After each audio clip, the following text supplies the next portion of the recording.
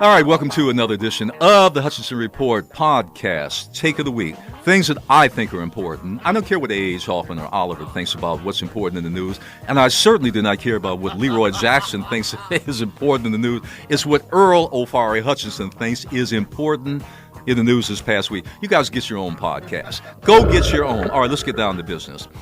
Mitch McConnell. You know, in The Godfather, there's a great line in the great scene with Marlon Brando. This had the meeting with the Dons. He's coming back, and his consigliere, Tom, played by Robert Duvall, they're in the car. And Tom says, do you think I should go talk to Barzini? And, no, to Talia. And then Brando says, yeah, go talk to Barzini. Now, Tom said, wait a minute. I said to Talia. No. The Godfather said, Barzini. I didn't know until this meeting, Leroy, Barzini was a hidden hand. See, everybody thought it was Talia. Barzini was pulling the strings. Mitch McConnell, A.H. Hoffman, everybody thought it was Donald Trump. It's Mitch McConnell. Mitch McConnell is a Barzini. Mitch McConnell is the evil Svengali. He's the one pulling the string. You know when I really knew it was Barzini pulling the strings and not Trump? No. Let me take that back. Ruth Bader Ginsburg. The woman was not even dead. She's lying on her deathbed in the hospital. Mitch McConnell picks up the phone, calls Donald Trump, and says, not only then, Ricky, appoint. I want you to nominate Amy Coney Barrett. I want you to nominate her, and I want you to nominate now. Not only did he tell him to nominate her, he also said who to nominate. And guess what Trump did? Trump's a big dumb guy. He doesn't know anything. When it comes to public policy, well, he knows how to inflame. You know, but that's not what I'm talking about. McConnell is the brains behind everything, manipulating everything, all public policy. That's when I knew we were barking up the wrong tree, A.H. Hoffman, all these years. It wasn't Trump. It was McConnell pulling the strings. Nothing gets done without McConnell. McConnell was the one all along orchestrating Trump in all of this. I didn't know that until that call was made for sure. It really came home this week again. As you know, millions of people are hurting. You have, 15 to 20 million people unemployed.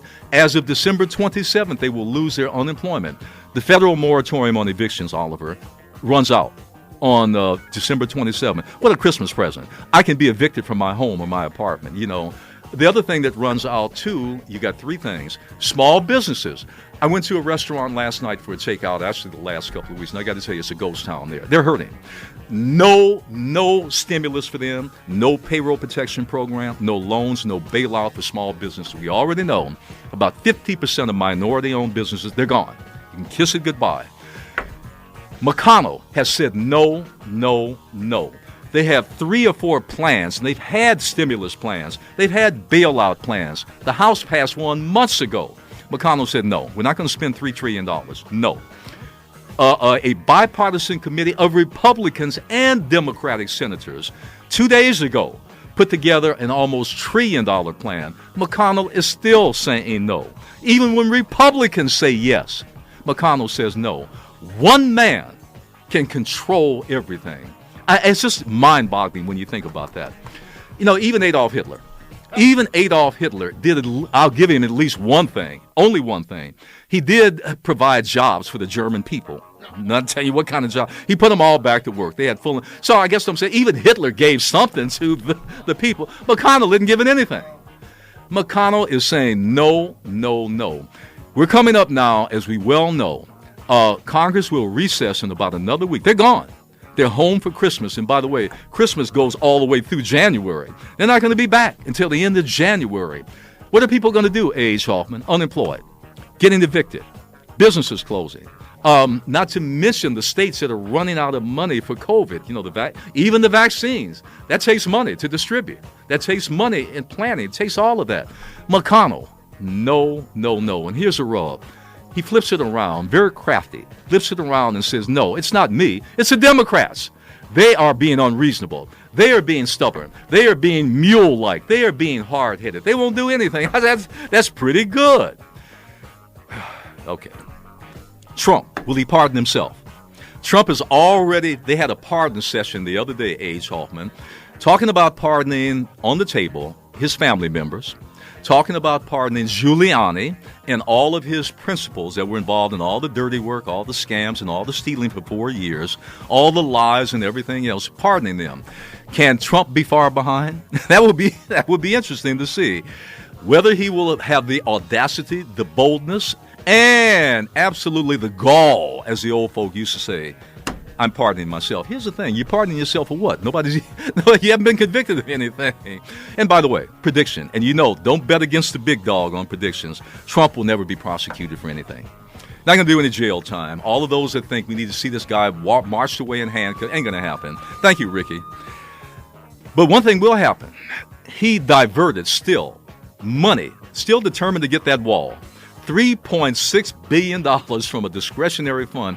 That $3.6 billion, what could that do, A.H. Hoffman? It could do a lot to help a lot of people in distress. He's taking the money out of a fund to build a wall.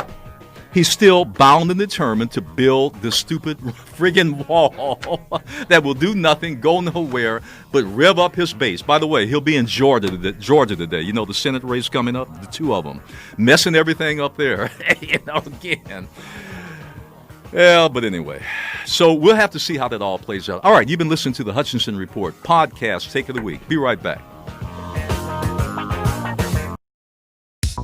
The Hutchinson Report. There will be major battles within the Senate, the House, Congress, and the White House, whoever the president is. Your host, Earl Afari Hutchinson. We got to cut this. We got to cut that. We got to raise taxes. Why? Because you've got to raise that money somewhere, and we know 1% corporate cronies, they're not going to pay their share. Tune into the Hutchinson Report, Saturdays at 9 a.m. Once again, it falls back on the shoulder of guess who? Joe and Jane, blue collar and poor person. There is no free lunch. Right here on KPFK.